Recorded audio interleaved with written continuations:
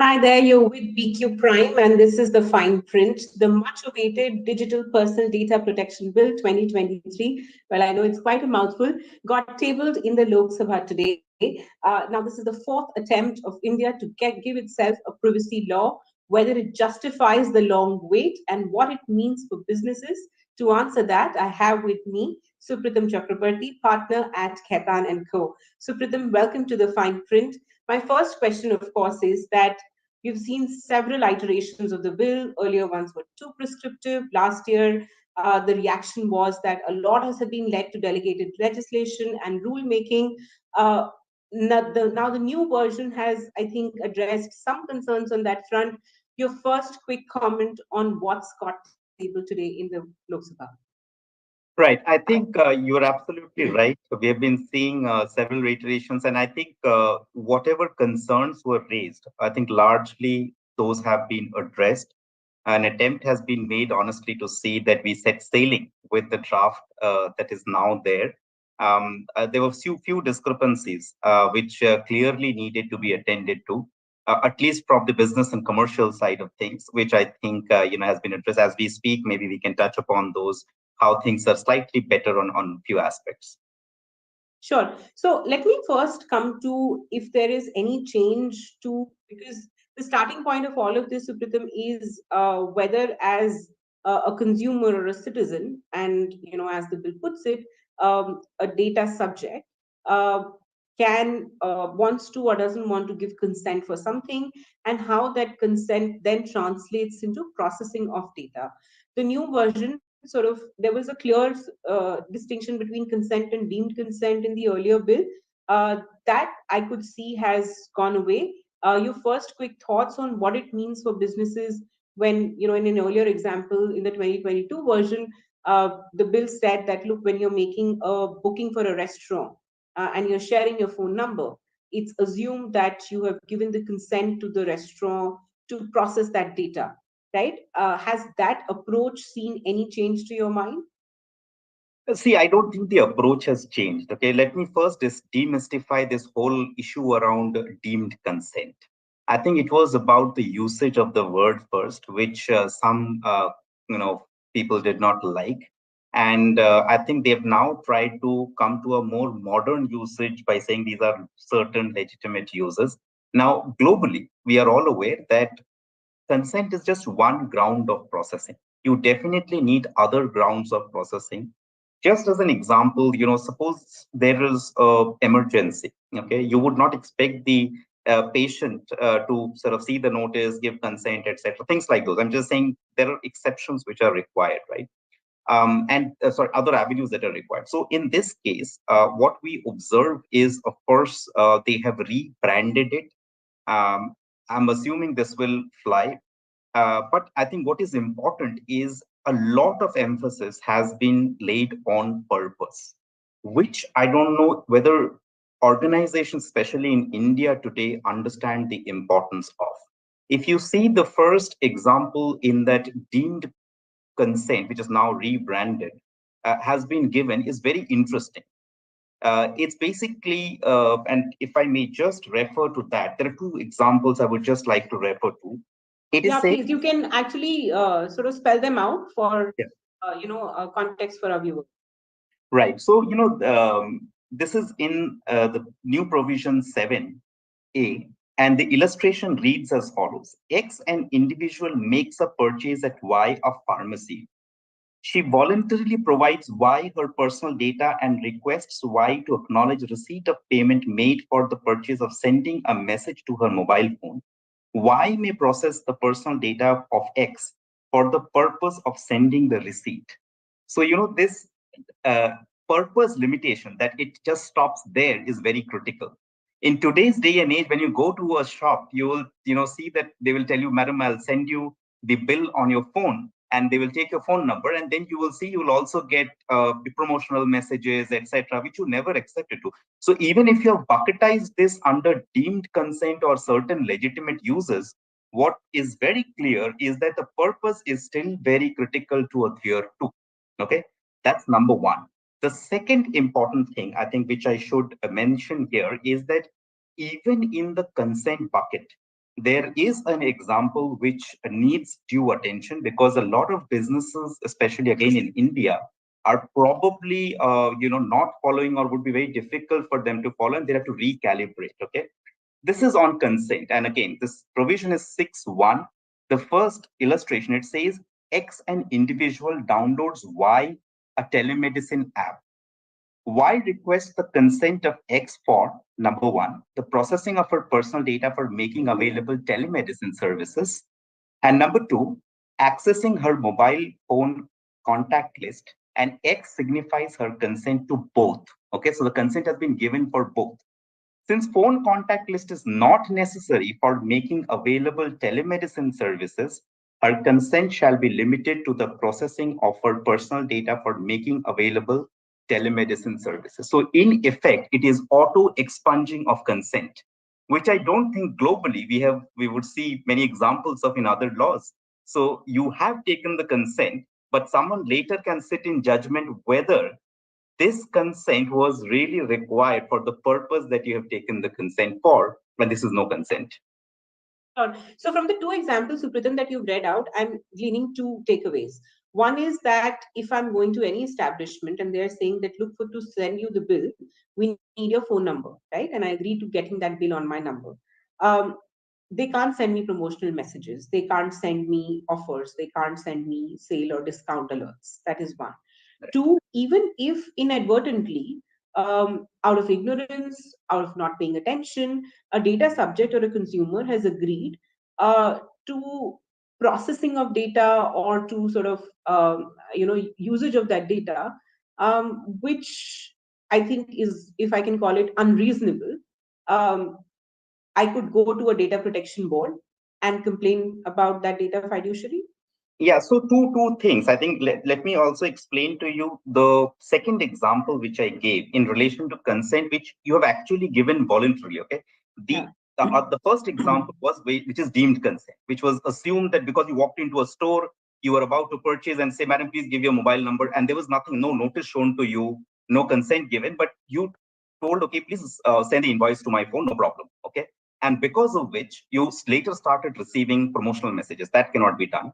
Now, where you are actually giving consent, after reading, those have to be, if you read those specific items that are there, specific, informed, unconditional, unambiguous. So anyways, it has to be very specifically taken from you. Now, if by the by, even under those circumstances, you've kind of given a consent which is not matching with the purpose of providing of that service, then there is always a possibility that that can stand auto deleted. I think that is something that industry needs to wake up and understand, that this is quite important. Minus everything else, you have to do a lot of work for other things, but this is different from global practices as well. So, Pratham, how do you back engineer it as a sort of consumer or a customer, if I can ask you that, right? Let's say I've started getting promotional messages from somewhere. One is directly from the establishment where I gave my phone number. Other is this data sharing that is very prevalent and rampant in the industry, right? I may not have dealt with an NBFC ever, but I don't know how that NBFC got my data. I would have never dealt with a particular bank, and suddenly I'm getting calls for auto loans, having not even applied for one with any bank. How do I, as a customer, make sure, or rather, figure out who to hold accountable for? No, that's a difficult one. Honestly, I don't think that we have an answer today because, like you correctly mentioned, we are giving our phone numbers to several institutions right now. From where this got misused or who further divulged this to whom, because of which you're getting, I don't think we have an answer today where you as a consumer can find out. But then, I mean, if this bill of 33 pages doesn't answer this question, which we on a daily basis are pestered by, I mean, can I not say that this is a big lacuna in the law? It is, but it is also a difficulty if you see, if I ask you that what could be a possible solution to find out, okay, it's a practical challenge, I would say. Actually, if let's say I'm pestered by one particular, let's say, establishment who's giving out loans, for instance, and then I complain to that, or let's say, okay, let's talk about grievance redressal. Okay, we're moving a little bit away from consent.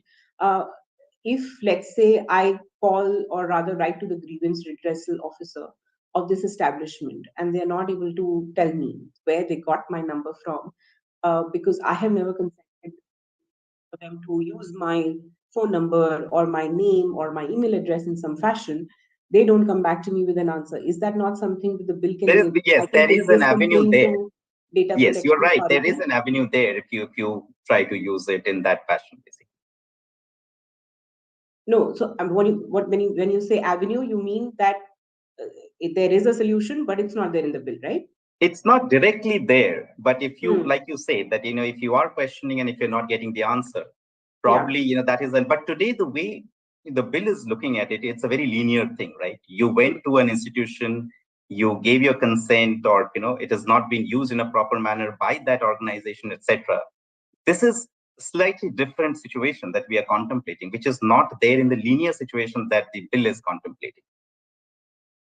Yeah, but the end goal should be this, right? That it's meant for individual privacy of personal data. So, to my mind, that's a big sort of gaping hole in how we are approaching this law then. Yeah. Okay, let me come to some of the other let's say changes. If I can compare it to the 2022 version, which is on cross-border data transfers. Um, Earlier, the government in the 2022 version said that, look, we come out with a list of countries where we are okay sending data of Indian subjects to, and that getting processed in those jurisdictions. Now they've said we'll come out with a negative list.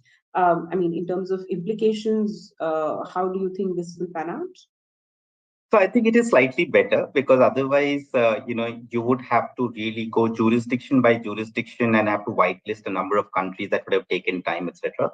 This could be a slightly better avenue because otherwise it's giving a free leeway, unless there is some embargoed jurisdiction which are called out, and you need to accordingly see that there is you follow that dictate.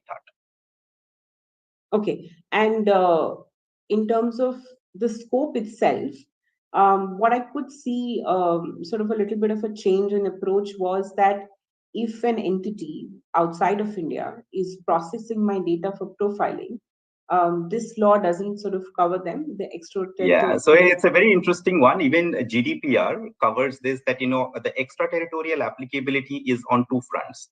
One is if you're providing goods or services to the people in that country, which is India in this case, and secondly, if you are profiling the people in the country. So earlier version had this profiling aspect, which has now been removed. So right now, if it's only providing goods or services to data subjects in India from outside, this law gets applicable to that particular entity. In practical terms, what does it mean? See, this is again a very interesting one. In all probability, if you are profiling, your intent could be that you want to provide goods or services. But interestingly, till the point you actually do that, this bill keeps you outside the purview of the law. So yeah. No, but I mean, I get the implications of extraterritorial versus not, but I'm saying, what does it translate into commercial terms? I mean, I'm sharing, I mean, we're accessing websites from all over the world. And if they're profiling Indian data subjects, why is it that the law is not addressing those situations? I believe the way they would have looked at it is that if it's a business organization and ultimately it is for providing goods or services, they are providing goods and services. It is in that scenario that we will capture it under the law. But if it is not the case, then it would remain outside the purview. I think that's how they would have Okay, looked can you sort of elaborate on what the downsides of this are? I mean, earlier cases which could have been covered versus now not. See, the downside could have been that they could be profiling for various purposes, right? Now, which may or may not ultimately culminate into a goods or service being provided. In such a situation, you are keeping that outside the purview of the bill, which could be slightly, problematic, dangerous, I would say, because then profiling is happening of the data subjects or the data principals in India. but this law does not apply till someone is actually trying to provide goods or services to them. So, okay, let's say I'm accessing a gaming website or I'm accessing a publication, right? There's a situation where I'm paying for that subscription or where I'm using it for free. Is that the difference that the law will also make now? No, no, I don't think that payment or non-payment is really the aspect here, but providing of any good or service is what they Yeah. have to talk about as a benchmark here. No, sorry, just break it down for me. What do you mean by providing? I mean, I'm not, let's say, XYZ global publication, right? And now I'm reading their content, not as a subscriber. I'm not paying for that service. Does that mean that they can go ahead and profile versus a Right. So I think subscription? in some of the foreign jurisdictions there is more guidance around this. Okay. For example, in EU, when you see GDPR, they will say, are you providing that particular service in some of the languages which is there in EU? Is the currency of any of the countries there mentioned in your website, which clearly indicates that you want to do business there, and therefore that's the way you have structured your website, etc. So I think that kind of a guidance can be taken. That if your intent is really to do business, provide goods, provide services, then this law should be applicable to you, whether or not you have physical presence here. So let's say GDPR, you're saying sort of doesn't make this exception. In GDPR, you have both the goods and services and And the profiling part. Both are there. so why have we done away with it? So this was there till the last version. It has now been done away with, like I was telling. No, I I know, think but I'm saying you talk to industry, you talk to the government. Can you sort of help us understand why, or I mean, there's some rationale to this removal, right? So can you? I believe the way it would have been looked into is purely commercial. That if there is a commercial exploitation, probably then we bring it within the purview, but not otherwise. But honestly, beyond this, presently we're not aware as to what could have transpired behind this particular sudden last minute change. Yeah, because I mean, there could be consequences, right? You're not probably providing me a goods or a service today, but based on what you have profiled me, you can start targeting me on that data from tomorrow, right? So it was a little Yeah, baffling for me that why this got taken away. no, it is. Okay. It is. Okay, let me come to in terms of preparedness, and this is just the first quick sort of assessment of in terms of preparedness, what sort of businesses should do. What is the work, let's say, businesses have been doing since the last several years that this bill has seen or taken different avatars, and where do you think the preparedness is now? Anything that has to significantly change basis the proposals that got tabled today? See, I think, there are a lot of things to be done. For example, if you look at data subject rights or data principle related rights, there itself, organizations will have to carry out a lot of activities. If you have to, if someone come knocking at your door and they say, I want to understand what kind of data you have about me, right of erasure, right of correction, etc., all of those, you need to have that mechanism built in order to see that you are able to respond to those requests.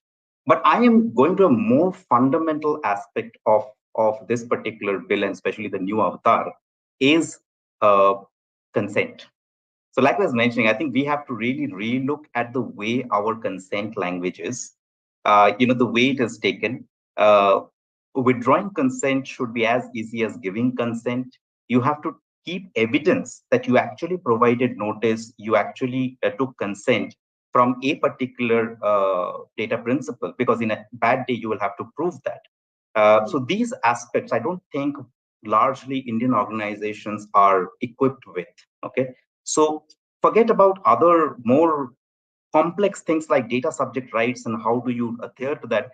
But notice, consent, having a proper contract with your data processor, which is specifically called out in the law. These are things I think which organizations should start working towards.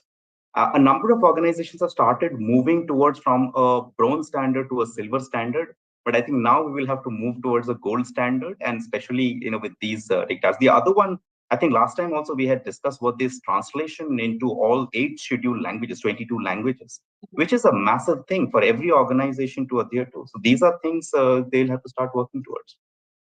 Tell me something. So there was, of course, after the last November's version, there was a lot of hue and cry from the startup community that, look, this is all very onerous for us and compliance is going to be difficult. So there is a specific exemption from certain sections or proposed sections that the bill now brings in.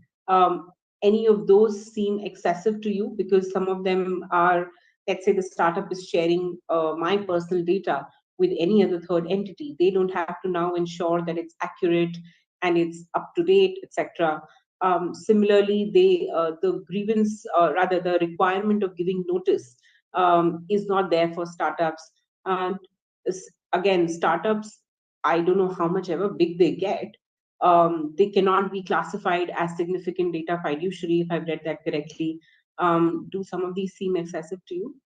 See, I think for fundamental point is that not every startup will get classified. Okay, there is a layering which is there, and depending on what kind of data they're handling, the volume that they're handling, they get that exemption.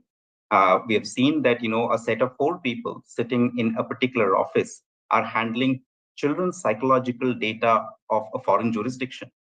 So you can imagine, like, even if it is 4 people, they are handling something which is extremely critical. So I think we should look at it from that criticality perspective, rather the criticality of data perspective, rather than just size, etc.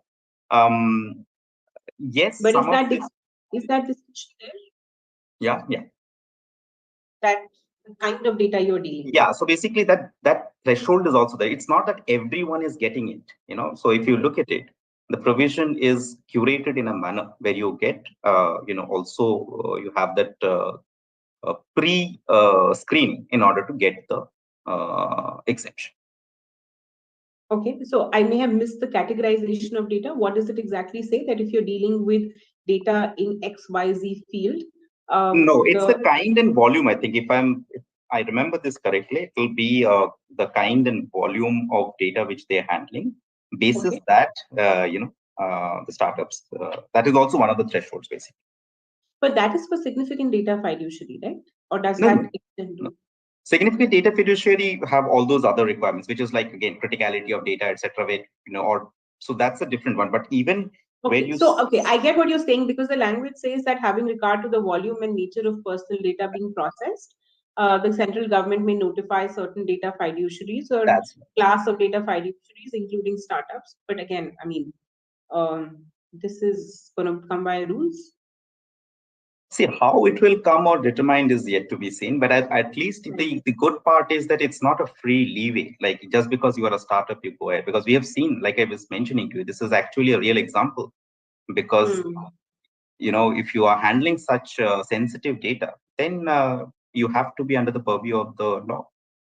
Okay, so you're saying then the rules should elaborate that, let's say a startup who's handling, let's say, my shopping data, right, of clothes, versus somebody who's, looking at health data, for instance, the rules should make a distinction between these two startups. Yeah. Okay, understood. Any other sort of, I mean, this was a quick first take. Any other points that you think that businesses should look at a little more closely in this new version? I think we have covered a number of them. I think one is that grievance redressal. Okay, I think this one, if you see the government's move right now, whether it is social media intermediary or otherwise, I think they are laying a lot of emphasis on grievance redressal. In fact, this draft calls out that you have to first exhaust the remedy of first going through this, data fiduciary and, exhaust your grievance redressal process there.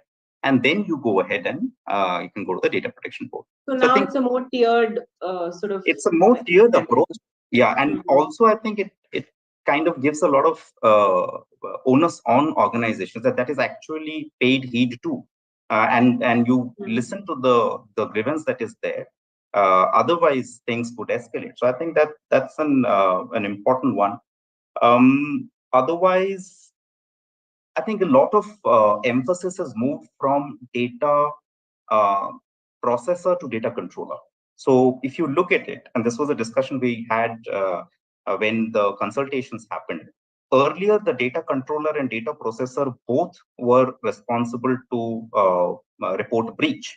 And we had this discussion that many a times the data processor does not even have access to the data subject. So how can they really go and do breach reporting to them? So now if you see even the overall construct, the way it is, including your penalty schedule edits, it is shown that the responsibility, liability is largely on the data controller. And that also means that the contract that you are entering into with your processor, I think it should be more comprehensive, robust, because that could determine in a bad day who handles what kind of monetary repercussion. To sort of translate this into an actual sort of transaction where there would be a controller versus a processor and of course the data subject. Yeah, so let's take a simple example. Say you have a say a payroll guy, and you Mhm. have told that, listen, on first of this every month, my people, these people should get this salary, etc. So I think you have clearly given the diktat to them that what they have to do with the data, and they cannot do anything beyond that. Your responsibility or liability is to see that everything is clearly called out in the document, what they can do, cannot do, etc.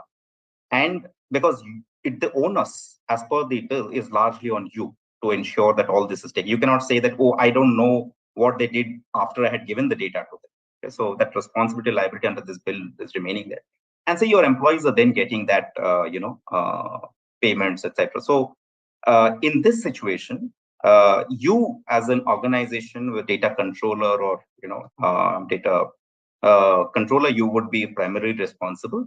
uh, the processor has to largely follow what you've said. Okay, so that's the The construct. shift in burden in that sense.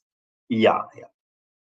Okay. All right. So, Pritam, many thanks for your first quick views on the latest version of the Personal Data Protection Bill. And of course, as we all read the fine print, there'll be many and more issues to discuss. The government has also assured the opposition, which raised a lot of objections today, that there will be an actual discussion on every aspect of the bill. So, hopefully, looking forward to that. So, Pritam, many thanks for joining us here on the fine print.